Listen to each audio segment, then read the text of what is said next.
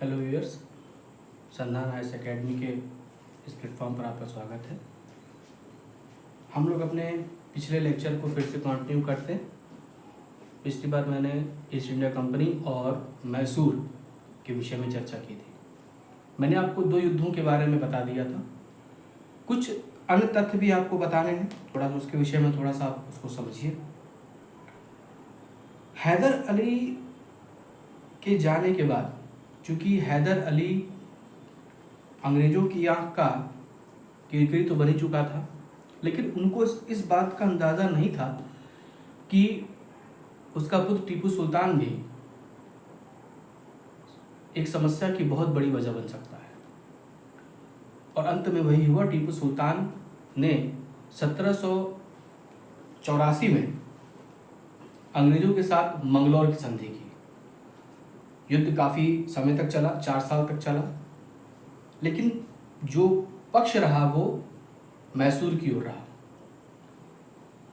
टीपू सुल्तान ने 1701 तो बड़ी अपमानजनक संधि की अंग्रेज़ों के साथ, 1784 में मंगलौर की संधि की।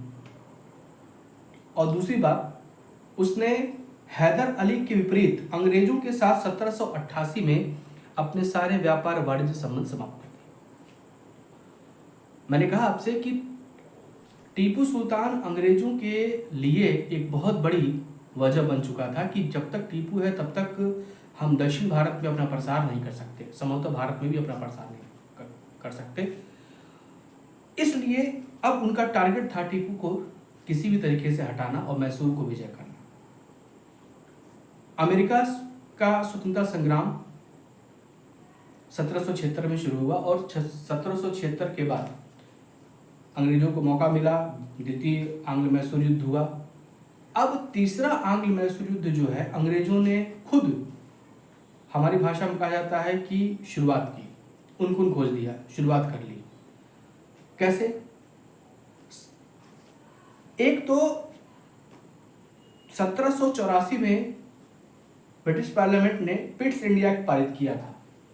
जो पिट्स इंडिया एक्ट है, इस पिट्स इंडिया एक्ट में कंपनी को साफ निर्देश दिया गया था कि अब वो कोई नया भारतीय प्रदेश नहीं जीतेगी। ठीक है।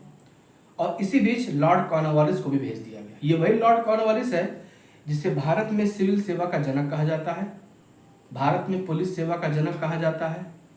भारत में 1793 में कॉर्नवालिस कोड यानी कानूनों का पृथक्करण, सेपरेशन ऑफ पावर, इसको शुरू करने वाला सबसे पहला जो गवर्नर जनरल था वो था Lord Cornwallis. Lord Cornwallis Bharat में बहुत सी चीज़ों को बदलता भी है। भारत में एक राजस्थान या आसपास के एरिया में ब्लड मनी का कॉन्सेप्ट है, जिसे हम कहते हैं मौताड़ा।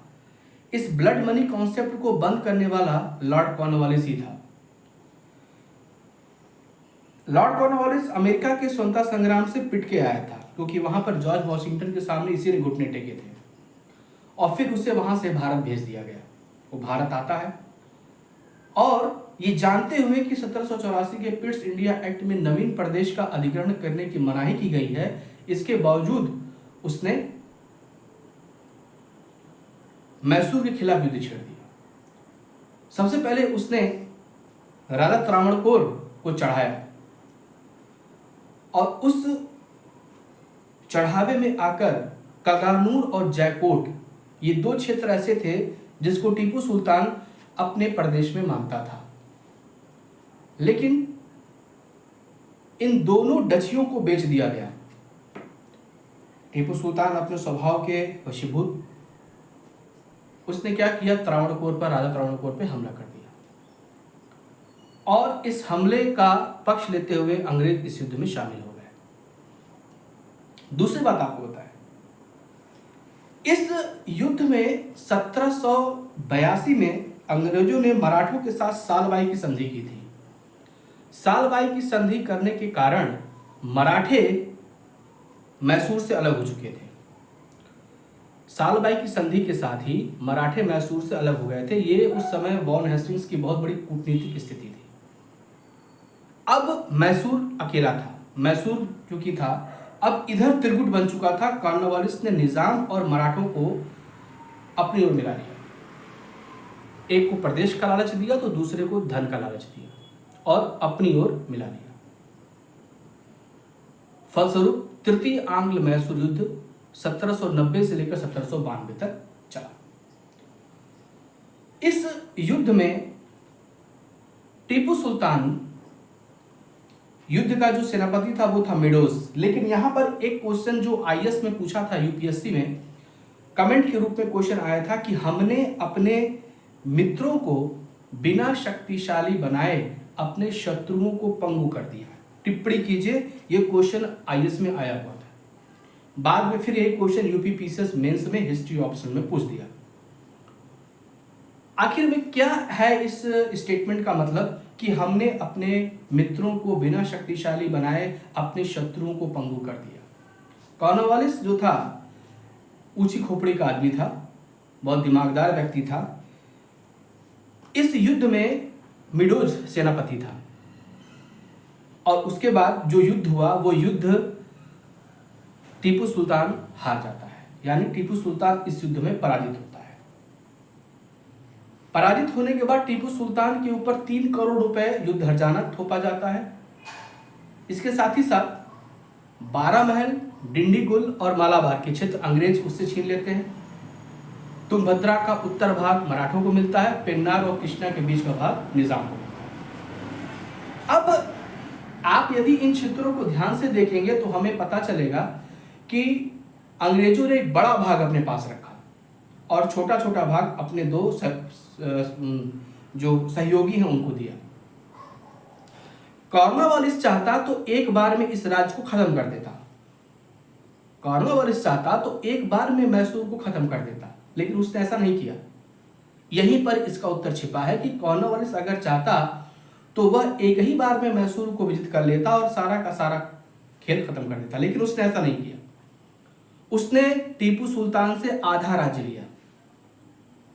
उसने टीपू सुल्तान से आधा राज्य लिया क्योंकि उसे पता था कि यदि मैं पूरा राज्य हड़पूंगा या पूरा राज्य अगर मैं मैसूर का छीन लूंगा तो मुझे अपने सहयोगियों को भी उसमें से हिस्सा देना पड़ेगा और कल को ये मराठे और निजाम भी हमारे हितैषी नहीं है, बल्कि कल को ये हमारे लिए क्या करेंगे, सिरदर्द पैदा करेंगे और कल को हमको इनसे भी लड़ना है।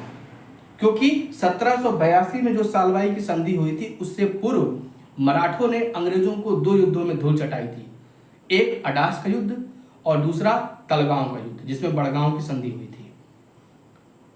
तो अंग्रेज इस बात को भली भांति समझते और जानते थे कि यदि हम आज मैसूर को पूरा निगल जाएंगे तो हमें उसका हिस्सा इन दोनों को भी देना पड़ेगा और कल को ये क्षेत्र शक्ति पाकर क्या हो जाएंगे, काफी शक्तिशाली हो जाएंगे, तब हमें इनसे निपटने में कठिनाई होगी। तो पहले आधा राज्य खाते हैं और आधा राज्य घोट लेने के बाद तब हम इनसे पूरा राज्य लेंगे। तो अंग्रेजों की ये चाल थी और वो इस चाल में सफल भी हुए। इसीलिए ये क्वेश्चन यूपीएससी में पूछा कि हमने अपने मित्रों को बिना शक्तिशाली बनाए अपने शत्रुओं को पंगु कर दिया।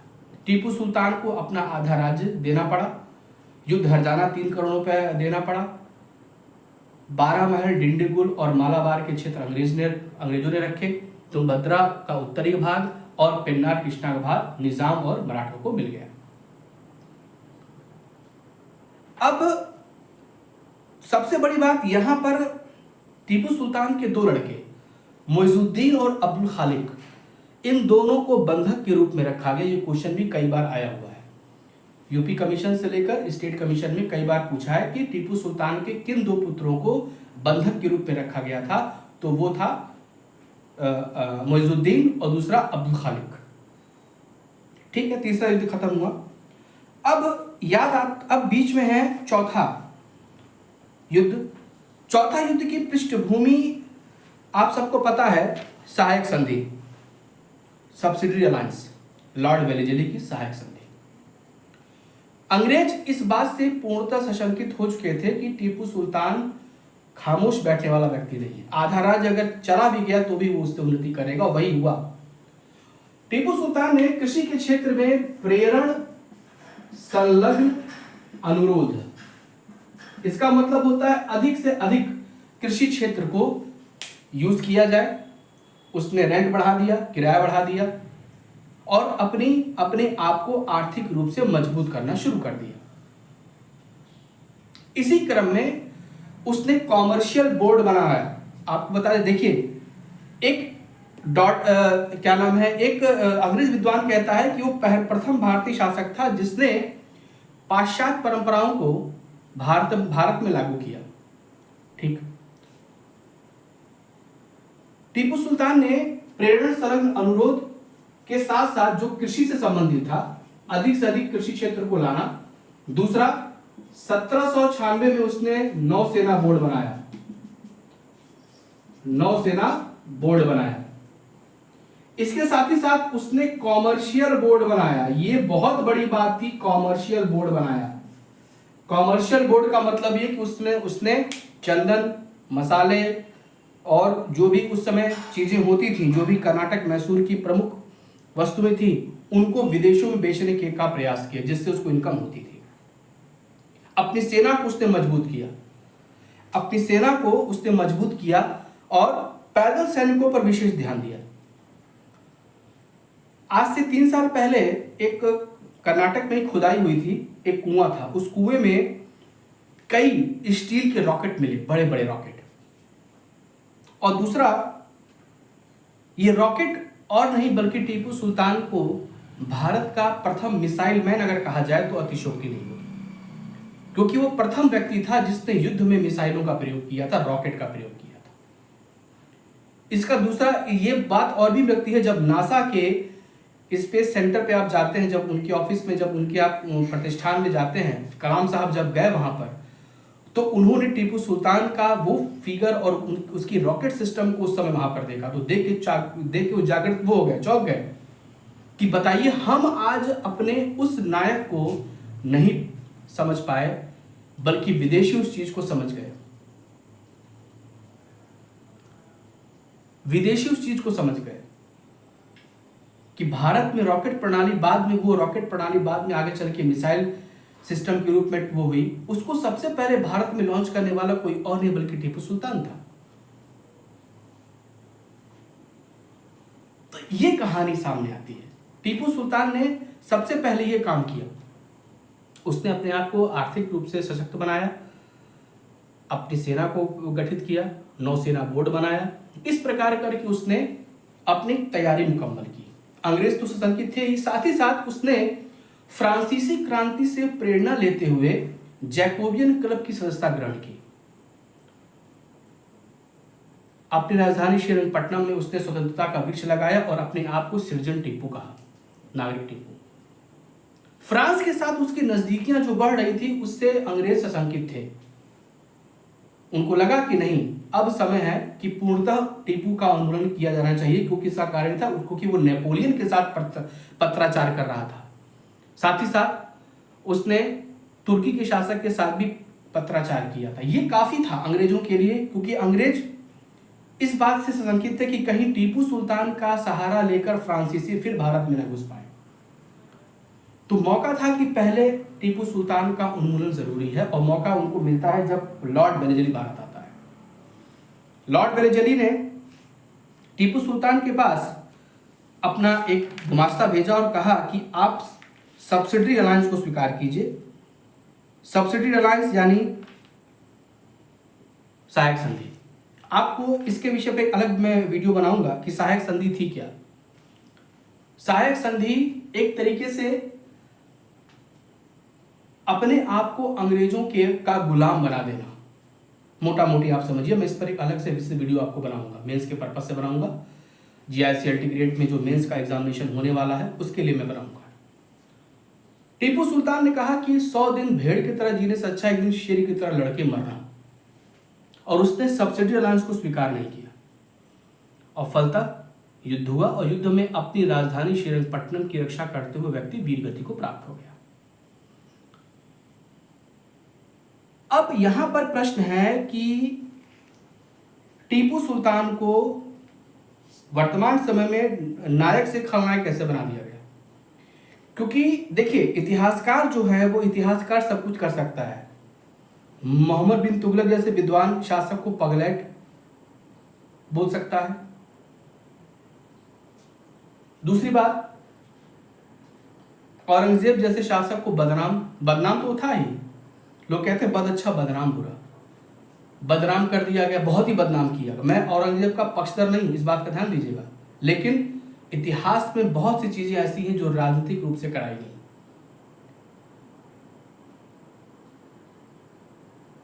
औरंगजेब की नीति के कारण ही कल को अकबर की जो सुलह की नीति थी उसको धक्का लगा, और मुगल वंश के पतन में कहीं ना कहीं तो उसका योगदान था भी।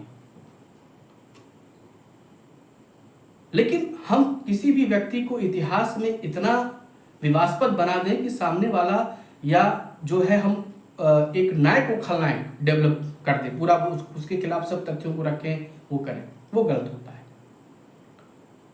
और ऐसा करने में अंग्रेज इतिहासकार माहिर थे। उन्होंने अकबर के दीन इलाही को उसकी मूर्खता का प्रमाण तक कह दिया, तो आप सोच सकते हैं कि वो कितने बड़े वो होंगे। फिलहाल चतुर्थ आंग्ल मैसूर युद्ध में मैसूर का पतन हो गया और उसके बाद पुराने वाडियार वंश को स्थापित कर दिया गया। टीपू सुल्तान की जो आत्मकथा थी वो तारीखे खुद्दादी, कहीं तारीखे खुद्दादी मिलती है, और उसे सीधा साधा दैत्य कहा जाता है। मैं कुछ इंफॉर्मेशन भी आपको दूंगा।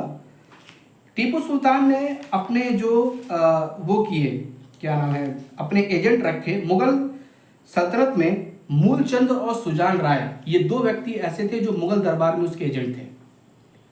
दूसरी बात, कहा जाता है कि अगर टीपू इतना भी सांप्रदायिक होता, अब मैं आपको उसके हिंदू सैन्य कमांडरों का नाम बताऊंगा। इसका नाम है नगप्पा, जो कि एक ब्राह्मण सेनापति था, उसके कुर्ग का फौजदार था। दूसरी बात, श्रीनिवास राव और अप्पा जी, ये उसके दो विश्वास पात्र व्यक्ति और थे। पूर्णिया को उसने मीर आसिफ बनाया था, जबकि कृष्णा राव उसका कोषाध्यक्ष था। साथ ही साथ रमैया अयंगर उसका डाक पुलिस मंत्री हुआ करता था। आगे चलते हैं। नायरों के विद्रोह को दमन करने के लिए श्रीपत राव को उसने नियुक्त किया था। साथ ही साथ रामाराव टीपू की सेना का एक सैन्य कमांडर हुआ करता था। ये उसके हिंदू अधिकारी थे जिनके विषय में हमें सूचना मिलती है। तो ये छोटा सा मैंने आपको बताया कि मैसूर का विलय अंग्रेजों के द्वारा कैसे किया गया। अगला जो हम आपको बताएंगे वो वेलिजली की सब्सिडरी अलायंस, सहायक संधि क्या थी, इसके विषय में हम आपको इसकी एक संक्षिप्त चर्चा करेंगे, तब हम आगे। Thank you so much.